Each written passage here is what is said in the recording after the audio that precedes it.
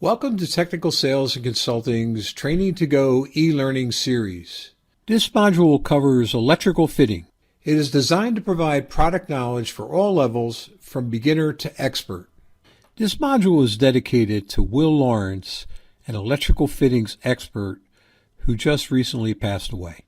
At the conclusion of this module, you can register to receive your certificate of completion. Be sure to take advantage of this opportunity to use this documentation as proof for your technical certification requirements or continuing education credits. Now let's get started. Here's the outline of what we'll be covering in this module on conduit fittings. We will start with some background on how the use of conduit came to be. Next, we'll go over the major manufacturers of fittings and the chain of ownership of these brands. Next will be a discussion on some basics needed to help understand this module. The different material composition will be handled. A discussion on different conduit types will be made. Fittings fall into different categories and we will review them. We will discuss the various applications, review the selection factors, and then summarize the lesson. Now, how did conduit come to be in use to contain electrical cable? One theory has that Edison's vision beyond the invention of the light bulb was to electrify major cities. His first conquest was the city of New York. Houses in the city at that time had gas lighting inside and outside the building. Edison supplied generators for these buildings, but needed a method to run wire to the lighting inside the building. Gas pipes existed to supply fuel to the gas fixtures. Since gas would no longer be needed, the pipes became a mechanism to facilitate running wires into existing buildings. As an example, shown here is a gas lighting fixture used to pull wire for lighting and to power this fan. Many popular brands of conduit fittings have changed ownership through acquisition. This slide is intended to catch up on these while naming the most popular brands of fitting. Appleton and O.Z. Gedney are two brands that are now owned by Emerson Electric. Crouse-Hinds became Cooper Industries, which was acquired by Eaton Corporation. Bridgeport and Topaz have many fitting options. Thomas & Betts, Steel City, and Ocal are now part of ABB. And lastly, Killark and Rayco are now under the Hubbell brand. This is not the entire list of all the manufacturers, but covers most of the types of fittings we will be discussing. Now that we know the popular manufacturers, we can look into some basics. All manufacturers have different offerings. Some have steel, while others have die-cast and malleable iron. It is important to note that no one manufacturer has everything. Some of the products have commonalities when it comes to the size and the part number. Let's look at a conduit hub example and you'll see what I mean. As we build a table, we see the size of the fitting. 3/4 of an inch is equal to 7.5, 1 inch is equal to 100, 1 1/4 inch is equal to 125, 1 1/2 is equal to 150, and 2 inches is equal to 200. Thomas & Betts uses the coding for their line with a prefix of H. H075-TB is their part number for 3/4 inch hub, H100-TB for their 1 inch, H125-TB for their 1 1/4 inch, H150-TB for their 1 1/2 inch, H200-TB for their 2 inch. O.Z. Gedney uses the same codes with a different prefix. Their numbers are CHM075, CHM100, CHM125, CHM150, and CHM200. This really helps in identifying cross-references. Not all fittings follow this format, however. Many manufacturers use all numbers as part numbers, and these mostly have some common ground. Note this table from Bridgeport's catalog covering zinc die-cast hubs. The last digit in the catalog number usually pertains to the size. You can see that the part number ending in 1 equates to 1/2 inch. 2 would be 3/4 of an inch, 3 would be 1 inch, and so on all the way down the line. Note that Bridgeport includes the code DC to indicate die cast. We'll get into the different types of metal available later. Let's start with the definition of conduit. An electrical conduit is a tube used to protect and route electrical wiring in a building or a structure. Most conduit is rigid, but flexible conduit is used for some purposes. Conduit is generally installed by electricians at the site of installation of electrical equipment. Every industrial and commercial structure built today requires conduit to run wire and cable throughout. The type of conduit is selected by the design engineer based on the mechanical and environmental conditions. Let's go over the different materials used to make up electrical conduit fittings. Malleable iron starts out as cast iron, but an annealing heat treatment is applied to the cast iron to make it more workable and increase ductility.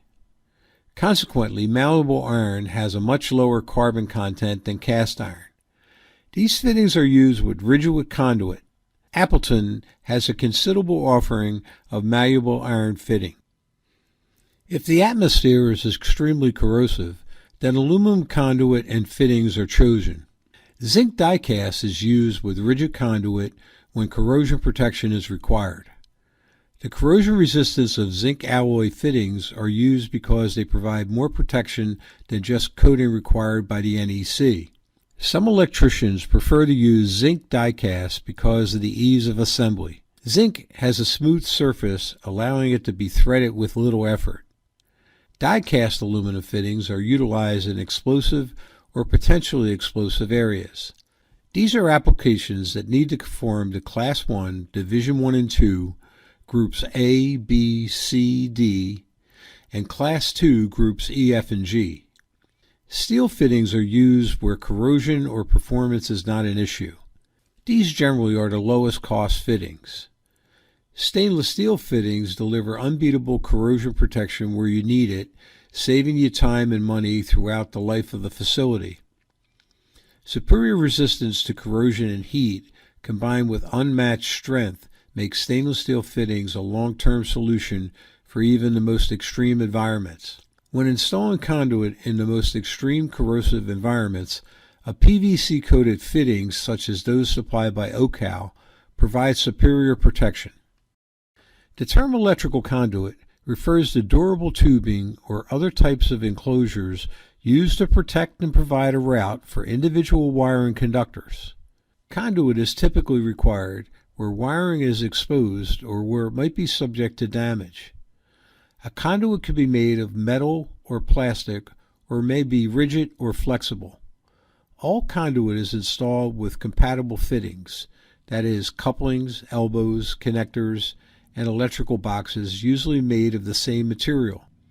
Conduit must be installed in accordance with the National Electric Code, NEC, and all applicable local codes. Let's examine the types. Electrical metallic tubing, or EMT, is an example of electrical conduit, which is most commonly made of galvanized steel, but can also be aluminum.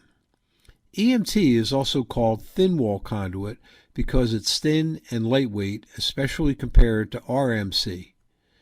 EMT is rigid, but it can be bent with a simple tool called a conduit bender.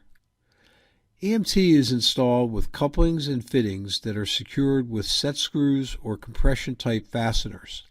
The tubing itself is not threaded like RMC or IMC, and the common sizes of EMT include 1/2 inch, 3/4 inch, and 1 inch. It is commonly used for exposed indoor wiring runs in residential and light commercial construction.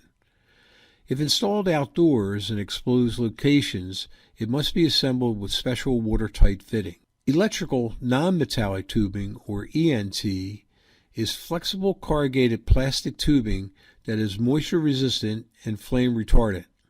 It is easy to bend and installs with a snap lock or glued plastic fittings.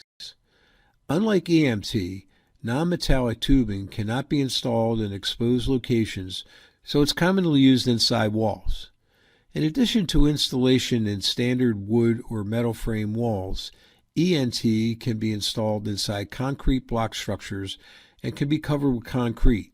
Due to the blue color of one of the common brands, this conduit ENT is nicknamed Smurf Tube after the Smurfs cartoon characters. Flexible Metal Conduit FMC or LFMC is also called Greenfield after the name of its inventor. It has a spiral construction that makes it flexible so it can snake through walls and other structures. Standard FMC is used in dry indoor locations, often for short runs between the wall box and a motor, or fixed applications such as a garbage disposal. Liquid-tight flexible metallic conduit, or LFMC, is a special type of flexible metal conduit that has a plastic coating and is used with sealed fittings to make it watertight. It is commonly used with outdoor equipment such as air conditioner units. A non-metallic version of liquid-tight flexible conduit is available with the complementary fittings. Rigid metal conduit, RMC or IMC, is heavy-duty galvanized steel tubing that is installed with threaded fittings.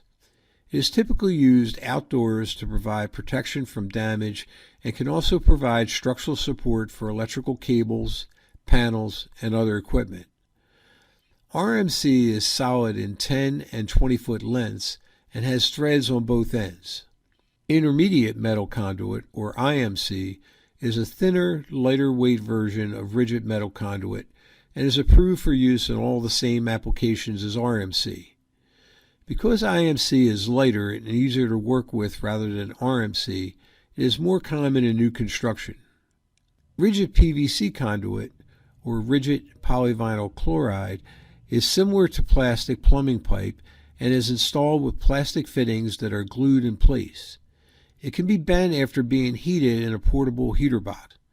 Because the conduit tubing and fittings are glued together, the conduit assemblies can be watertight, making PVC suitable for direct burial in ground for many applications. It is also allowed in corrosive environments. All of these types require different fitting. There are other options to run cable in lieu of using conduit. One option is MC, or metal-clad cable. Metal-clad cable is a factory assembly of one or more insulated circuit conductors enclosed in an armor of interlocking metal or corrugated metal sheath. This cable is normally used for service entrance conductors, feeders, or branch circuits.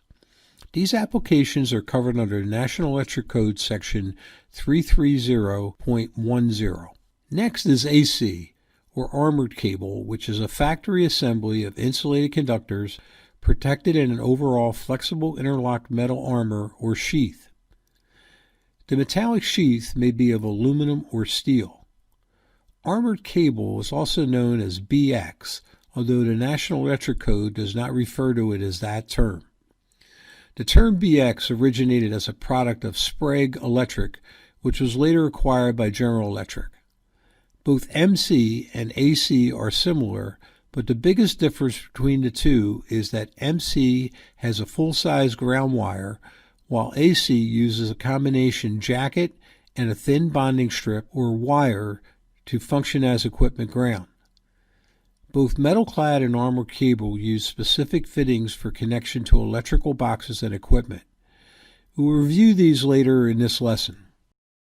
During the listing process at underwriters' laboratories, all fittings, regardless of material, are tested to the same stringent UL 514B standard to comply with application requirements of the National Electric Code.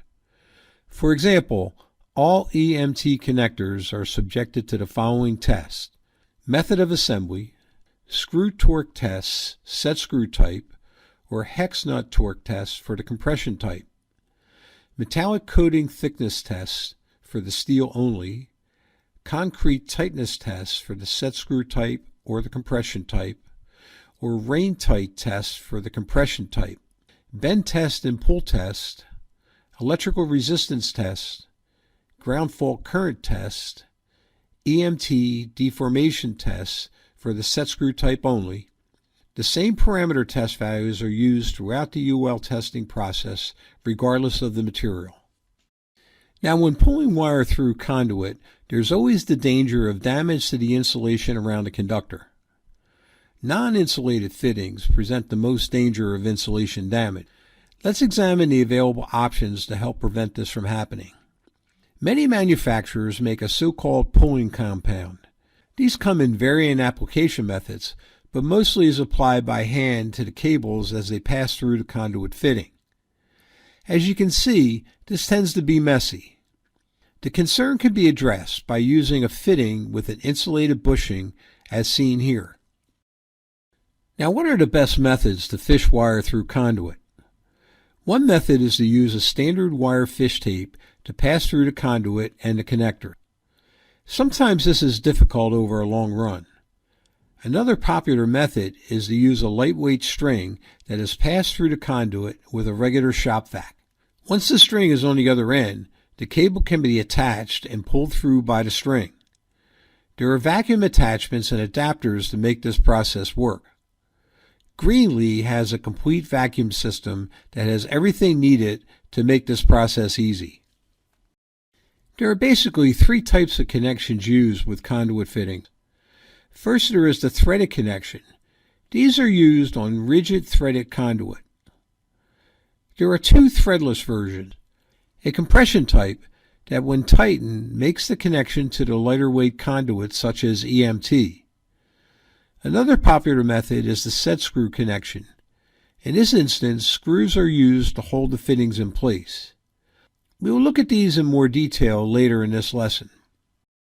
Fitting manufacturers' catalogs are usually set up with categories. Sections are set up based on these segments.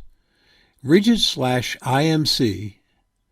Next are conduit bodies, followed by EMT fittings. Another grouping covers flex/MC fittings, then liquid tight, and here are some that we have not mentioned to this point: cord grips, wire mesh grips, and then finally straps, hangers, and clamps. We will be spending time going over each of these categories. Now, when connecting conduit together, there are basically three options. Connectors are used as a termination of a run point. This photo shows an example of various termination points in the panel boards, switchboards, and motor control centers. Couplings allow for continuation of the run.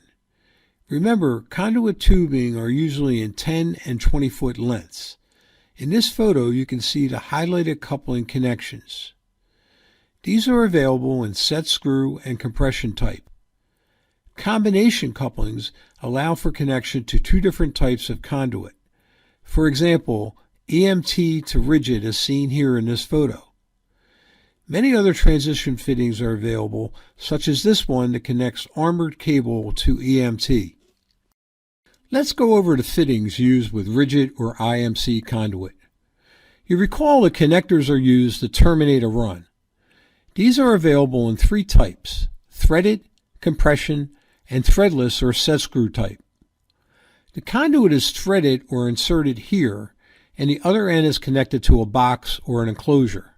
Couplings help continue a conduit run and again are available in compression or threadless type and set screw type.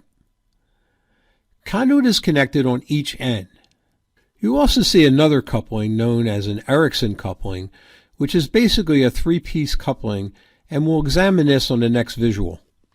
Bushings, you may recall, are used to protect conductors inside rigid or IMC conduit when entering a box or enclosure. The edges of the bushing provide a smooth surface to help prevent damage to the wire insulation. These are available in threaded type or threadless type and can be insulated or non-insulated. Grounding bushings provide a method to ground threaded, rigid, or IMC conduit. They are available with a copper lug or with an aluminum lug. And finally, hubs provide a convenient means for installing a threaded conduit into a junction box or enclosure. These are available with or without a bonding screw. Another popular method is a Myers hub. More on the Myers hub will be covered in the next visual. Rounding out the rigid IMC fittings, we have nipples. One choice is a chase nipple or a bush nipple. Chase nipples or bush nipples have many uses. They are referred to as bush because of the smooth inside edge finish seen here. This allows the wires to pass through without damaging insulation. An insulated version is also available. They are used to connect a coupling to an electrical box as seen here. They are also used to connect two electrical boxes side by side or back to back. In some applications, they are used on continuous runs of fluorescent fixtures. When applying chase nipples, be sure to check the NEC requirements. An offset nipple is available to help align or connect the run. It is also used when connecting two boxes when the knockouts are not in line as seen in this image. These eliminate the need to bend conduit. You may have heard the term Erickson coupling used. These are basically a three-piece coupling used to couple or effectively bond threaded ends of rigid or IMC metal conduit where the conduit cannot be turned to connect to each other. The three pieces are an outer hex slip ring, an inner threaded ferrule, and a hexagon threaded nipple. It is installed by first connecting the bushing to one end of the conduit. Then place the slip ring piece over the other piece of conduit. Next, install the inner ferrule, and the last step is to slide the outer hex ring over and tighten. Reducing bushings are available to transition a conduit size to fit into a different size female termination point. Various type clamps are needed to hold the conduit in place on a wall or ceiling. Oftentimes, receptacles are needed at some point of a run, so different size conduit boxes are available. Pull elbows come in male to female and male to male. These have removable covers that help pull wire through the angled turns as seen in this photo. You may have heard the term Myers hub used in conduit fittings. Myers hubs are used in the termination of electrical circuits through a wall of the enclosure. They are designed for use indoors and outdoors with rigid conduit and IMC to transition from a threaded connection to a threadless knockout or opening. It consists of a serrated lock nut that threads onto the housing to provide a tight grip. The name originates from the inventor of the device, which now belongs to Krauss-Heinz. However, it is widely used as a generic term, much like Xerox is to copiers. A special designed O-ring gasket provides excellent environmental ratings and chemical resistance. It is ideal for NEMA 3R and 4X enclosures. It is available in aluminum, zinc, and stainless. The hub can also be provided with a stainless steel ground nut and for ATEX, the worldwide regulation for explosion-proof applications. This photo shows a Myers hub being used on a stainless steel NEMA motor starter. It is also popular for use with safety switches. One important concept to understand about EMT is that it does not have threads. Therefore, the fittings offered must be connected to the conduit by compression utilizing a tool to tighten them such as channel locks. The other method is by set screw using a screwdriver to hold the EMT in place. These fittings are available in rain tight and with or without nylon insulators. You might remember from our discussion on rigid fittings that connectors are used at the termination point of a run. Here is a compression version. This end accommodates the EMT conduit, and the other end usually connects to a box or an enclosure. A set screw type works the same way. The EMT is inserted here, and then the set screw is tightened to secure it in place, and the opposite end connects to a box or enclosure. Couplings, remember, are used to continue a run. The compression type facilitates conduit from each side as seen here. Similarly, the set screw type also accommodates conduit from each side and are secured with the set screws. One other coupling is available called a combination coupling. These are used to transition runs from rigid IMC to EMT. It is threaded on one end to accommodate the rigid IMC conduit, and on the other side it's connected with a compression connector or set screw. Elbows are used in lieu of bending the conduit.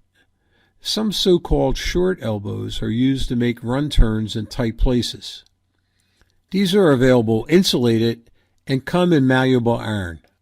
When conduit is run on a wall, sometimes the enclosure knockout does not line up. Spacers are used to extend the conduit away from the wall to better make the connection to the box. Straps are used to hold the conduit firmly in place on the wall. As we mentioned before, metal-clad cable and armored cable require specific fittings to attach to electrical boxes. Let's go over the types now. First, there are squeeze connectors.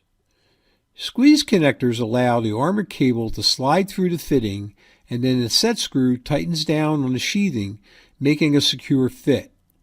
The fitting can then be fastened to the box with a lock nut, allowing the wires to be connected. These are available in malleable iron and die-cast zinc. They come non-insulated or with insulated bushings. They are available in straight, 45, and 90 degree. Double bite connectors utilize a saddle clamp that rides up and down the screw into the fitting that provides an additional pressure point for added security. These are also available in duplex configurations. Often, metal-clad and armored cable need to connect with EMT and rigid conduit to continue a run. For EMT, both a compression and a set screw version are available. Also is available to connect to rigid or IMC conduit. Field labor can be very costly for contractors. The quick lock design of connectors allow for installation in an electrical box without the need for a lock nut. The connector is inserted, tilted, and locked by snapping down. The insulated bushing provides additional wire protection. A duplex version of the quick lock is also available to accommodate 2 separate feeds. Space saver fittings allow for additional wiring space inside a box. They are supplied with insulated throats and offer the ability to utilize the maximum number of knockouts in the box. An economical and very popular method to connect armored cable is the die-cast zinc connectors. Saddle connectors are used to terminate non-metallic, armored, metal-clad cables to an enclosure. Combination connectors are used to terminate flexible metal conduit, armored, or metal-clad cables to an enclosure. Earlier we discussed liquid-tight flexible metallic and non-metallic conduit. The two types have corresponding fittings, metallic and non-metallic. They are available in straight, 45, and 90 degrees. The metallic type can be constructed of malleable iron with steel ferrules and locking nuts, and steel with steel ferrules and locking nuts. Also, they are available in stainless steel and die-cast zinc. Non-metallic fittings are for use only with non-metallic flexible conduit. The metallic fittings can be equipped with a copper grounding lug or an aluminum grounding lug. Applications can exist where there is a need to transition from or to IMC or EMT conduit. For these instances, combination couplings provide the proper transition. Lay-in lugs are often characterized with flexible conduit as a great choice for quick installation of one continuous grounding conductor or as a jumper to multiple locations. No need to thread the connector. Just back off the set screw, lay in the cable, and retighten. It is also easy to retrofit or repair. They are available in both copper and aluminum. Another item often associated with liquid-tight fittings are sealing gaskets. These are usually steel or stainless steel and are used to form a rain-type seal between a conduit fitting and the outside of a box. Let's take a moment to review the parts of a typical liquid-tight fitting. First is the gland nut. That's followed by the sealing ring. Next you have the grounding ferrule, and that is followed by the threaded connector or body. On the threaded connector, you will find a sealing gasket. Sometimes insulated throats can be used on the inside of the body. Then this attaches to the enclosure or box with the lock nut. This is how a typical installation is accomplished with liquid-tight fitting. First, you slide the gland nut over the flexible conduit. Second, you slide the compressing sealing ring over the conduit. Third, you thread the ferrule inside the conduit by twisting it in. Fourth, slide the threaded conduit assembly inside the body. Fifth, slide the gland nut forward, then twist and tighten the nut onto the body. Now you're ready to attach it to an enclosure or a conduit box. Typical applications for liquid-tight conduit and liquid-tight fittings include the wiring of machine tools, motors, transformers, food processing equipment, air conditioning units, pumping stations, and etc. The flexible metallic conduit and fittings protect conductors from mechanical damage due to vibration and movement and seal out cutting oils, coolants, water, dust, etc. Applications such as these can be found in many industrial plants. UL-listed liquid-tight flexible metal conduit fittings are suitable for use in the following hazardous locations under NEC Class 1, Division 2, Class 2, Divisions 1 and 2, and Class 3, Division 1 and 2. They are also suitable for grounding in sizes 3/8 of an inch through 1 1/4 inch under NEC. They also conform to UL standards 514B 467 and CUL under C22.2 number 18F. Cord grips are another very useful electrical fitting. They are used to secure and seal cords or cables entering enclosures or raceways. They provide strain relief of wires connecting electrical equipment, appliances, and fixtures. More specifically, they control the arc of bend or prevent a cable from being pulled out of a system. This in turn prevents cable damage and failure. Cord grips come in a variety of conduit opening sizes and cord diameter opening. These are available in metallic form as seen in this image and non-metallic as seen here. Configurations come in straight, 45, and 90-degree angle. As you may be able to determine, the grommet inserts have various colors. These colors distinguish the opening sizes for selection to match the cable being used. Some applications have multiple cords using the same fitting. Grommets are available with multi-hole configurations as seen here. Grommets are also available for UF or underground flat cable. Mesh grips are available and provide additional strain relief for processing and portable equipment, pendant stations, drop cords, hand tools, and cord sets. Here are the components that construct a typical cord grip. First there is the hex nut. Next is the compression ring. This presses down on the color-coded grommet. The grommet fits into one end of the threaded body. A sealing washer provides additional moisture protection.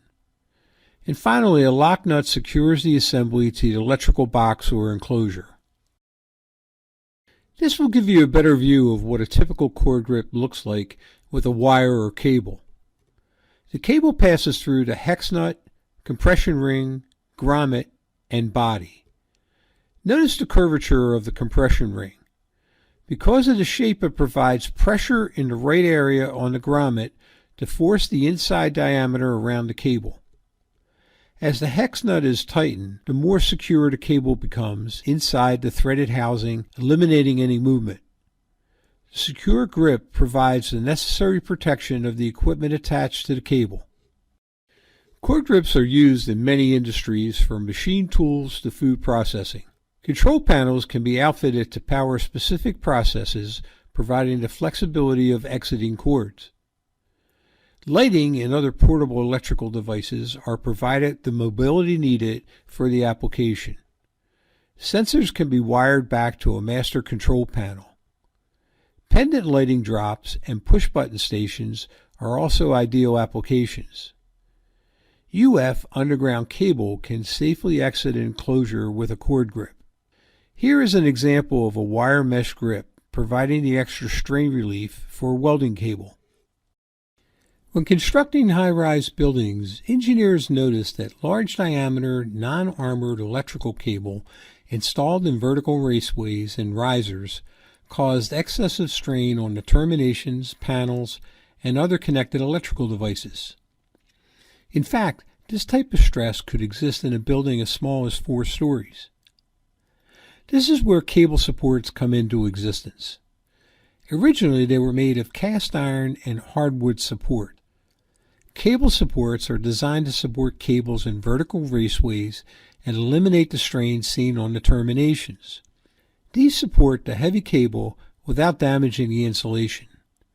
These are very similar in design to cord grips, which we previously covered.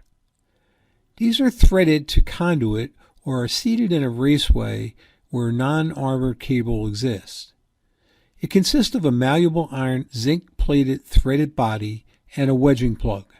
This cutaway view better illustrates the body, the wedge, and how the cables are installed in the fitting. Wedging plugs are available with multiple openings to accept more than one cable. They are available in conduit sizes 1.5 to 4 inches. A retrofit version is available starting at 2 inches up to 4 inches that consists of 2 Bakelite sections and a steel restraining strap as seen here. Cable supports are made to order.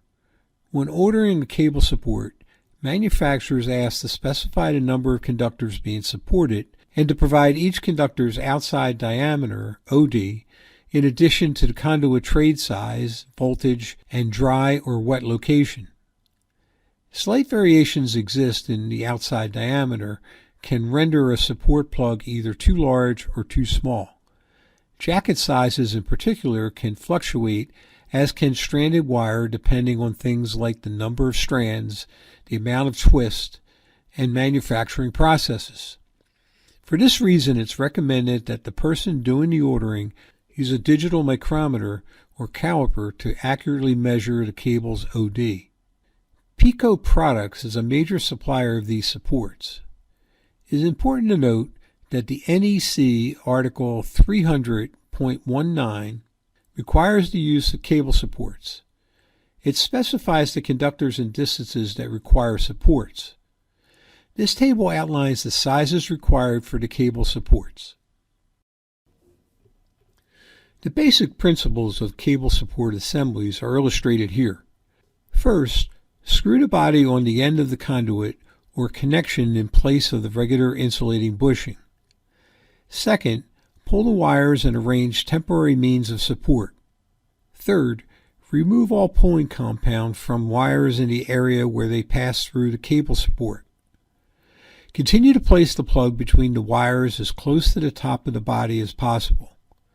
Care should be taken to locate each wire in the proper groove. Lastly, tap the plug firmly into the support body. This lesson is not intended to totally cover the topic of explosion-proof equipment. It is a good time to pause and spend some time on the subject while we're discussing electrical fittings in this section. Environments in industrial plants vary, so there may be a project that requires some fittings for hazardous location. Articles 500 through 504 of the National Electrical Code covers the requirements for electrical and electronic equipment and for all wiring voltages in Class 1, Division 1 and 2, Class 2, Divisions 1 and 2, and Class 3, Division 1 and 2 locations where fire or explosion hazards may exist due to flammable gases, flammable liquid-produced vapors, combustible liquid-produced vapors, combustible dust, ignitable fibers or flying. All areas designed as hazardous classified locations shall be properly documented and available to those designated to design, install, inspect, maintain, or operate electrical equipment at the location. The documentation consists of classified drawings providing necessary information for installers, service personnel, and authorities having jurisdiction to ensure that the electrical equipment is installed and maintained. The NEC uses the term hazardous and/or classified interchangeably. The code does not classify areas involving explosive materials such as ammunition, dynamite, and blasting powder. For further information on these areas, refer to NFPA 495 Explosive Material Code. Class 1 Division 1 refers to flammable gases generally present normally. Division 2 refers to flammable gases that may exist. Class 2 Division 1 refers to combustible dust in the air under normal conditions. Division 2 refers to combustible dust that could be present accidentally. Class 3 Division 1 refers to presence of easily ignitable combustible flying. Division 2 refers to a location where easily ignitable flyings are stored or handled other than manufactured. Examples of specific applications or hazardous locations include motor fuel dispensing facilities, repair garages, fuel gas welding, cutting processes, acetylene cylinder storage and charging, propane storage and charging facilities, agricultural and feed processing facilities, aircraft fuel servicing. Hazardous location fittings provide acceptable protection by being explosion-proof, dust ignition-proof, and dust-tight. Explosion-proof is a body capable of withstanding an explosion of a specific gas that may occur within it and preventing the ignition of a specified gas or vapor surrounding by sparks, flashes, or hot gases. For further information, see ANSI UL 1203-1994, titled Explosion-Proof and Dust-Tight Ignition-Proof Electrical Equipment for Use in Hazardous Locations. Here's a specialty fitting worth spending some time discussing. Flexible couplings are used in hazardous areas where a connection is required in a conduit system to accomplish difficult bends or to allow for movement or vibration of connected equipment or units. These couplings are also perfectly suited for tight spaces where difficult bends are needed. They are available in conduit sizes 1/2 through 2 inches and in various lengths from 4 to 36 inches. The couplings are assembled with 2 female threaded end fittings and 2 male nipples. These are UL listed for hazardous locations under file E166071 and are corrosion resistant and watertight. They are listed for use in the following hazardous areas: 1/2 and 3/4 for Class 1 groups A, B, C, and D, and Class 2 groups E, F, and G. For 1, 1.5, and 2 inches, Class 1 groups C and D, Class 2 groups E, F, and G. For 1 1/4 inches, Class 1 group D, Class 2 groups E, F, and G. Pico Products is a major manufacturer of these couplings and supply them to other manufacturers like Appleton to complete their line of fittings. Expansion couplings are used with metal conduit when it is necessary to couple together 2 sections of conduit subject to expansion or contraction. They are also useful in conduit runs to prevent damage to conduit supports such as in a building or on a bridge. Expansion couplings are also applied indoors or outdoors in long conduit runs to permit linear movement caused by wide temperature ranges. You will find them in conduit runs that cross structural joints or on long conduit runs to prevent conduit from buckling and ensuing circuit failures. Couplings are available for rigid, IMC, and EMT conduit. These are weatherproof and approved for use indoors and outdoors without an external bonding jumper. The internal grounding method for sizes up to 4 inches provides grounding springs seen in this image for electrical continuity between the telescoping conduit, body, and fixed conduit. Thomas & Betts internal bonding is a little different and is shown here. Expansion joints meet the requirements of the National Electric Code and the Canadian Electric Code, providing an electrically continuous raceway with no additional bonding means required. Tin copper bonding jumper straps can be added for redundancy.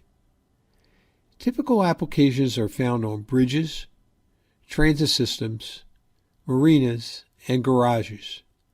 They come in trade sizes 1/2 through 6 inches. They permit movement of the conduit to telescope in the 4-inch size 2 inches in either direction for total conduit movement of 4 inches, or in the 8-inch size 4 inches in either direction for a total conduit movement of 8 inches. They conform to UL Standard 514B, CSA 22.2 number 18 3-12, and NEMA FB1.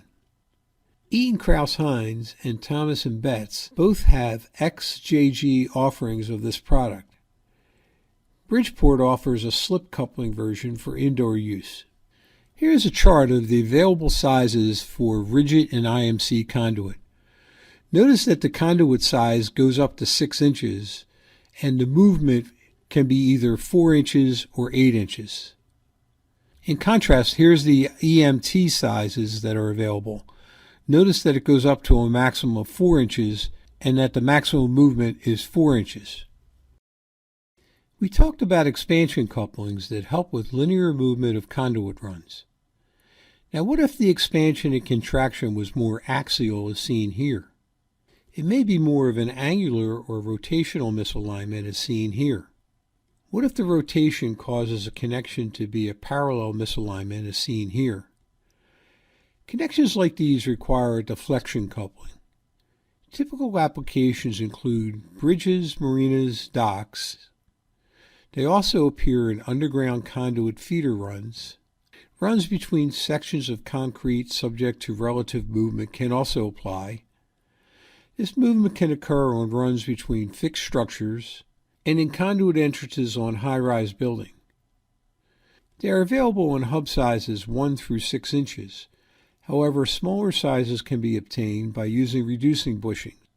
They conform to UL Standard 514B, CSA 22.2 number 18 3-12, and NEMA FB1. Let's examine a cutaway view to understand this better. It consists of a watertight, flexible outer jacket that is held together by 2 stainless steel jacket clamps. Here you see the inner sleeve, which provides a constant inside diameter in any position. The conduit connects to the hub. Tin copper flexible braid bonding straps ensure bonding continuity.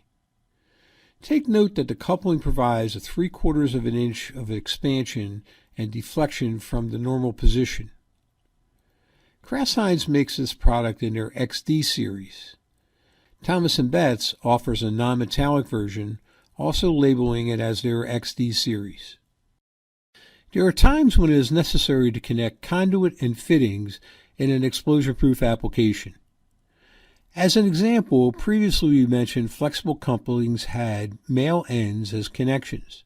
Explosion-proof unions are an excellent solution to connecting flexible couplings or any conduit-to-conduit connection in a hazardous location with minimum clearance.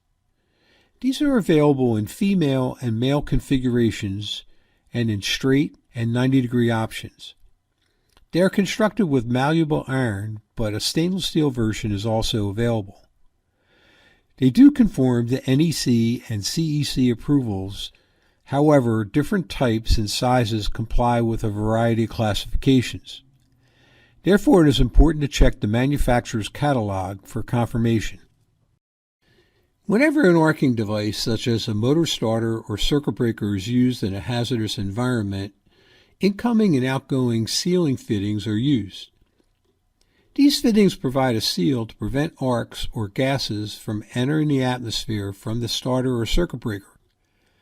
They are available as a female hub or a male and female hub. These come in sizes 1/2 through 4 inches. If periodic inspection of the connection is needed, a larger hub with a removable cover is available. Current flow through a starter or a breaker enclosure could potentially cause the buildup of some moisture. As you know, moisture and electricity are not a good mix. Therefore, drains are installed at the low point to prevent accumulation of condensate above the explosion-proof seal. Let's look at this in an installation. This image has a sealing fitting in and out of each explosive-proof enclosure. Let's zoom in on one for a better understanding of the application. You can see the fitting here installed. Sometimes, to minimize the passage of gases and vapors, a fill compound is used with sealing fittings. In these instances, there is a compound available. Here's how it works. First, determine the wire fill. Size the fitting and associated conduit to allow a wire fill of no more than 25% of the cross-section of the conduit. There are tables that indicate the maximum number of wires that can be sealed in a sealing fitting. Next, determine the position of the fitting. The fitting can be mounted in the horizontal or vertical position. Be sure the fitting is positioned in a manner that allows access to the filling hole. Now you need to prepare the dam. Remove the plug fitting. Separate the individual conductors by packing fiber around them in the hub of the fitting so that the compound will completely surround each conductor without leaking through. Caution: do not damage the wire installation with metal tools. The compound needs to be prepared. Prepare the compound in a clean container by thoroughly mixing 3 parts compound to 1 part water by volume. Do not prepare more compound than you can pour in 15 minutes. Another caution is to discard any material that becomes too thick. Never attempt to restore the workability by adding more. For a 1/2 inch fitting, about 3/4 of an ounce is required with 1/16 of an ounce of fiber. Immediately after mixing, pour the compound into the fitting until the compound reaches the lowest edge of the compound fitting hole. Another caution: do not pour or expose the seal to temperatures below 40 degrees F. Allow for at least 24 hours to cure. Then replace and tighten the plugs provided with the sealing fitting. The compound will set about 30 minutes at room temperature. This is a cutaway image showing the sealing compound and damming fiber around the conductor. Our next topic covers conduit bodies. First, the definition. The National Electrical Code defines a conduit body as a separate portion of a conduit or tubing system that provides access through a removable cover or covers to the interior of the system at a junction of 2 or more sections of the system or at a terminal point. NEC Section 314.16 indicates that the internal volume marking in the conduit body is required. As we zoom in on the sample, we can see that the markings on this conduit body conform to the National Electrical Code section. A first look at the catalog section of any manufacturer's offering of conduit bodies is enough to make your head spin. There are many different types and configurations. If we take a little time and examine the possibilities, we can make this more understandable. First, let's look at the construction material. Conduit bodies are available in die-cast aluminum as seen here, or malleable iron as seen in this image. Malleable iron conduit bodies can come with rollers as seen here. Rollers facilitate the pulling of wire from the feed source, aiding in making terminations. Most manufacturers supply rollers on conduit bodies sizes 1 1/4 through 4 inches. You will recall our earlier discussion concerning the various conduit types. We know that rigid and IMC conduit require threaded connection. To accommodate this, please note that the threaded area highlighted here to accept a rigid or IMC conduit. You may also recall that EMT conduit does not have threads and therefore needs to terminate with set screws. You will notice that this die-cast aluminum body has set screws on both ends as highlighted. Some manufacturers offer a combination threaded and set screw conduit body, providing flexibility for the contractors to connect runs of EMT and rigid conduit and still have a place to terminate wire. Now that we understand the basic construction, let us turn to the various configurations or body shape and their symbols. The Type C shown here is a straight conduit body with 2 threaded entries and a cover on the body to provide access to both entries. The X conduit body in this image is shaped as named and has 4 raceway entries with a cover on one side of the conduit body. A T conduit body is formed in the shape of a T with a threaded raceway entry at the end of each leg and access through a removable cover on one side. TB, as shown here, refers to entry at each end, and the B indicates back exit.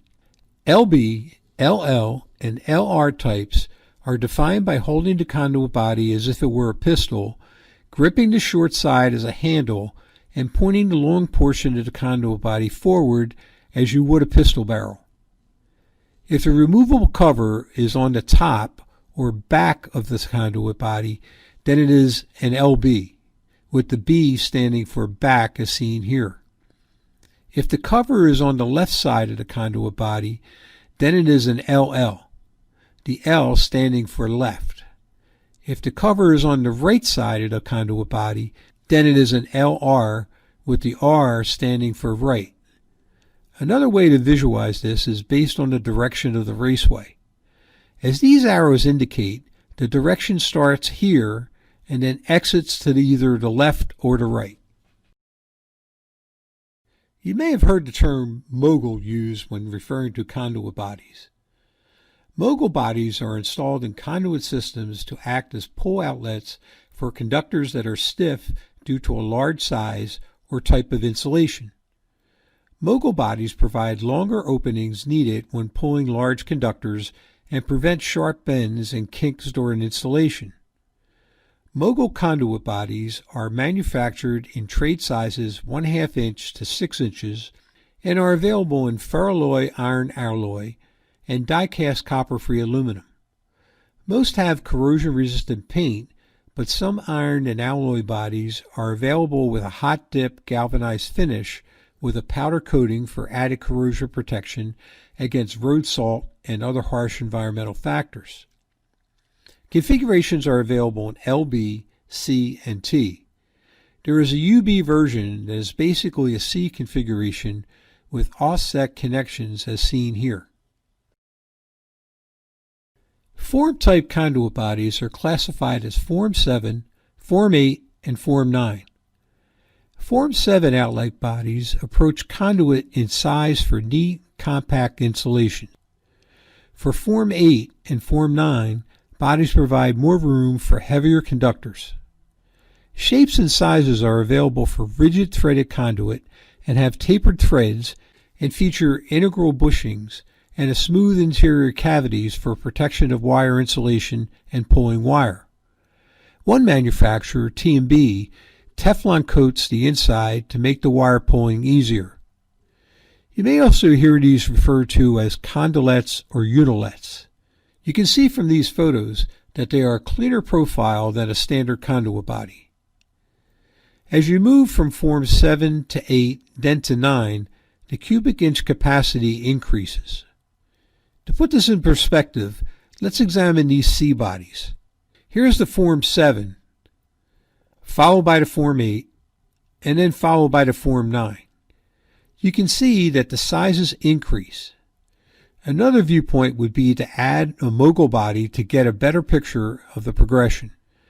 The dimensions and capacities can differ from manufacturer to manufacturer. These are available in malleable iron and copper-free aluminum and are used with rigid and IMC conduit. ACP electrical fittings offer a Form 8 stainless steel version. One other characteristic is that manufacturers provide covers for Form 7, 8, and 9 with integrated gaskets, and some covers have clips in their designs. The key features of these type of covers are to save labor on installing the covers, and the integrated gaskets help reduce inventory. After going through the various conduit body configurations, it's not a bad idea to show some photos of how they connect to conduit. A C body, you remember, continues to run as seen here. An X body connects runs that intersect 4 runs of conduit. A T body connects 3 different conduit runs, as this image shows. A TB body also connects 3 different runs, except the exit is from the back as seen in this image. LB is an elbow that exits from the back. This is common for taking a run and transitioning through a wall. LL bodies are elbows that change the direction of the run and turn to the left. LR bodies are the same, except they change the direction of the run to the right. Let's try to put it all together. This image shows a switch rack connecting motor starters, circuit breakers, and panel boards. We saw this photo earlier. You can see there are many different conduit bodies in use here. As we zoom in on one area, you can see how some of these conduit bodies are used. The possibilities are endless when designing conduit runs. Catalog numbering system for conduit bodies is pretty simple and similar to the codes for conduit fittings. It first starts with the configuration, namely C, X, TB, LB, LL, and LR. In the cases of the Mogul body, M becomes the prefix. Next is the trade size. 50 or 050 refers to 1/2 inch. 75 or 075 is 3/4. 100 or 100 equals 1 inch. 125 is 1 1/4 inch. 150 is 1 1/2. 200 is 2 inch. 250 is 2 1/2. 300 is 3 inches. 350 is 3 1/2. And 400 equals 4 inches. Next comes the material. This could be M for malleable iron or A for aluminum. And also there's a version labeled SS for stainless steel. Sometimes you might find the word R referring to watertight on the suffix. The suffix C is for cover and CG is for cover and gasket. A little different catalog numbering system applies to form type conduit bodies. It starts, of course, with the configuration, and then the trade size, for instance, refers to 1 as 1/2 inch, 2 as 3/4, 3 as 1 inch, 4 is 1 1/4, 5 is 1 1/2, and 6 is 2 1/2. That is followed by the form type either 7, 8, or 9. Service entrance fittings are an essential fitting for contractors installing service in a building. Let's review what is available. Utility service in older communities comes from overhead. It is the contractor's job to take the service and route it down into the home or building where the main panel is located. So how is this done? Weatherheads are used to accept wire and route it down conduit where it is required. There are different types of weatherheads. We will examine them here. First is a threaded type. This is usually a cast iron device that threads directly onto rigid or IMC conduit. Another option is to use a clamp-on type. These are normally used with EMT and are fastened to the conduit by tightening down 2 screws to put pressure and secure it in the conduit. A third type is a so-called mast type. This sits on top of the conduit and is secured by set screw type screws onto the conduit. These can be used with rigid, IMC, and EMT conduit. Cable caps are normally used with oval type cable, usually in the range of size 3 to number 2 cable. Some companies offer service entrance mast kits, which include a clamp-on entrance head, a roof flange and seal, pipe mounting wire holder, and 2 pull straps, everything needed for a complete installation. Here is a visual showing an example of using a weatherhead. You will notice the wiring comes from the power company pole to the weatherhead in what is called a drop loop. Wire is then directed down the conduit and in this case goes into the electric meter. Now when underground cable is used in newer communities, there are other options. Service entrance elbows are used. A typical installation shown here provides underground wiring to an electric meter. From the meter, the conduit is used to route power to where the main panel exists inside the building. The service entrance elbow facilitates entry through the wall and into the panel. Hex nut service entrance connectors work in a similar fashion. These accept UF cable and are made of die-cast zinc and are weatherproof. This illustration shows the UF cable entering the service entrance from underground. Be sure to check local codes to determine which service entrance fitting is required and approved. Some service entrance applications might require additional fitting. Here are some other service entrance options to consider. Y-elbows are called many different terms depending on the manufacturer. It could be LBY or a so-called capped elbow. These provide maximum volume for bends where compact fitting is necessary. These feature a capped opening for easy access to make connections, and with the openings on an angle allow for conductors to be pulled straight through. Some manufacturers offer these in an explosion-proof classified fitting as seen here. Short radius Ts, or ETs, are compact in size and have small radius bend for use in concealed or open conduit systems. ETs are particularly suited for use in shallow floors or partitions. These components are valuable tools for today's electrician to utilize in a difficult service entrance application. Undoubtedly, some conduit runs end up connecting to cast device boxes in a building, allowing power to various switches and receptacles. This is where you see non-hazardous cast iron devices like these applied. Cast device boxes are installed in conduit and cable systems to accommodate wiring devices, act as pull boxes for conductors in a conduit system, and provide openings to make splices and taps in conductors. They also provide access to conductors for maintenance and future system changes. Consideration should be taken for the type of conduit system. It is compatible with conduit or cable systems. The boxes are standard with mounting lugs and internal green grounding screws. They are used with rigid, IMC, and with the proper fittings with flexible conduit and metallic cable systems. The environment and the use of the box determines the material and finish needed. Areas with harsh weather and corrosive environments may require materials and finishes for added protection. The standard material and finish is an iron alloy with an electrogalvanized and aluminum acrylic paint. Many items are also available in copper-free aluminum. A stainless steel version is also available. The nomenclature used for cast iron device boxes are relatively standard across manufacturers. FS refers to a standard depth box, while FD refers to a deep box. Much like designations on conduit bodies, you may experience some boxes with suffixes such as C for continuous, T for T, X, R, and L to indicate the direction of the run. In general, FS and FD boxes are available from 1 gang, 2 gang, 3 gang, 4 gang, and 5 gang. To put it in perspective, think of a single gang having the capacity to mount a duplex receptacle or a light switch. The variety of options are almost endless. Consult your favorite manufacturer's catalog to see their selection. A variety of covers for cast iron device boxes are available. If used as a junction box, blank covers are used.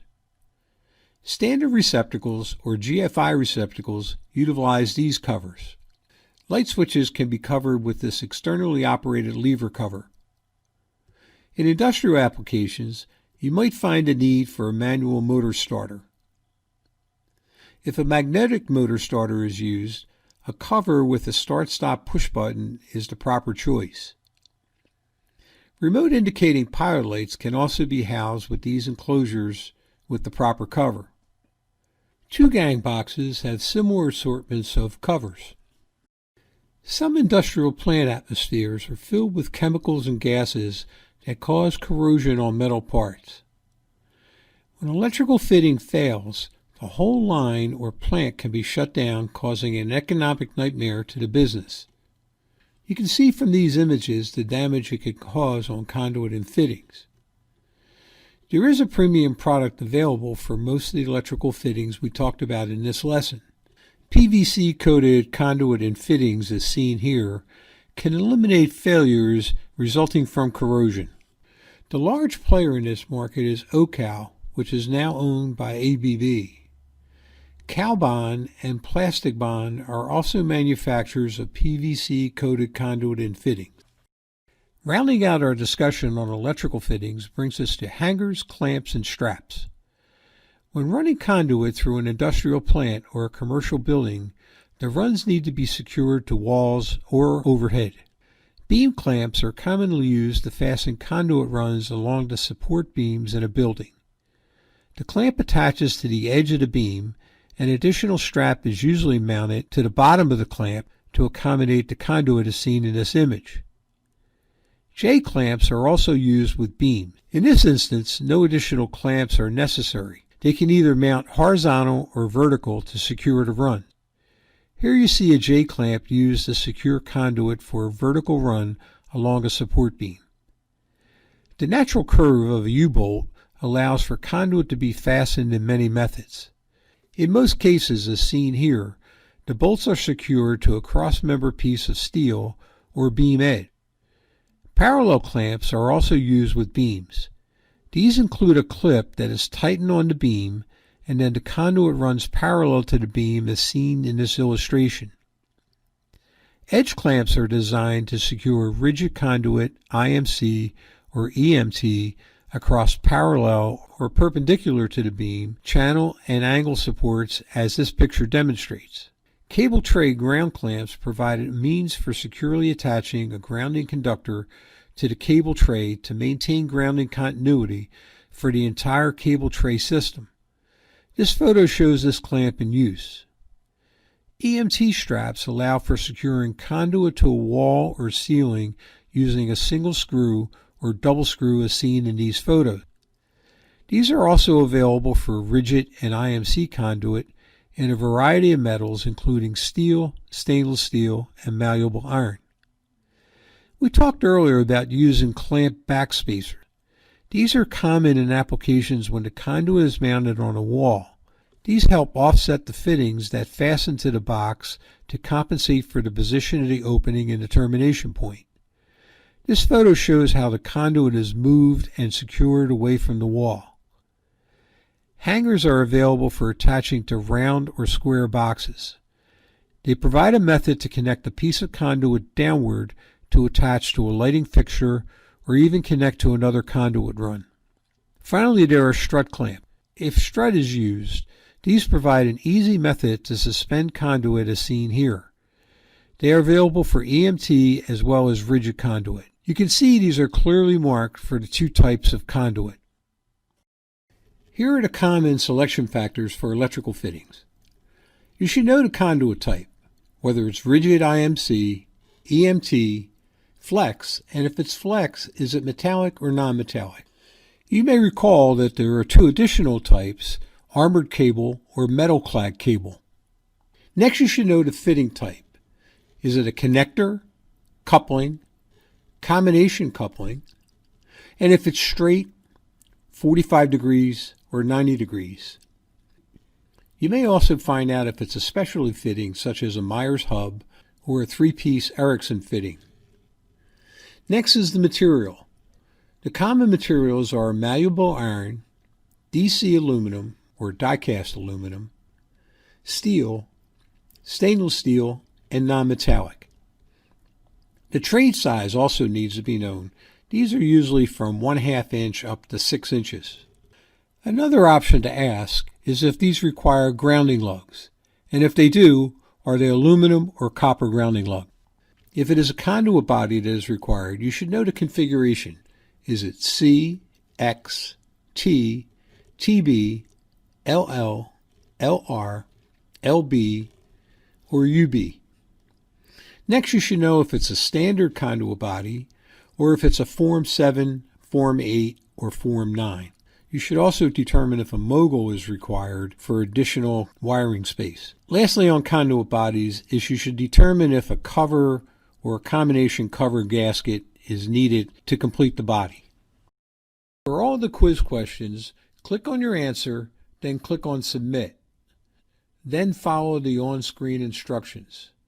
Give some time for your answer to record. Note that only clicking on the Submit button will record your answer.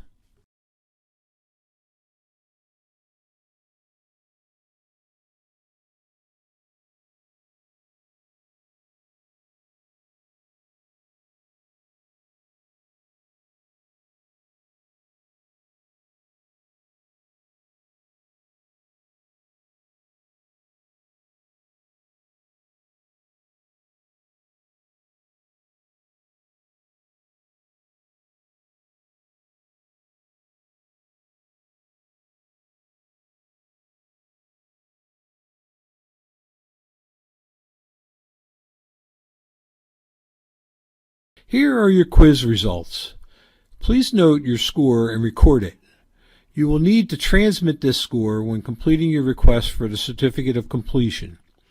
If the score is below the passing grade, you may retake the course and complete the quiz questions. If you receive the passing grade, please note the score and continue to the conclusion slide. You just completed Electrical Fittings training, part of Technical Sales and Consulting's Training to Go series. This module has been provided free of any charges. If you like the format, you may want to consider purchasing our other electrical product and safety modules. Currently there are 17 total, 11 of which carry NETA CTD Continuous Technical Development credit. These courses are ideal for technicians preparing for certification, day one training for new employees, or refresher courses for those with more experience. For more information, visit https://tsandc.com/elearning. We have packages for under $22 per course. Be sure to click the green box to receive your official certificate of completion. If your browser does not support this function, open a new tab in your browser and type https://tsandc.com/form. Email us at trainingtogomodules@gmail.com. Thank you for choosing Technical Sales and Consulting for your training.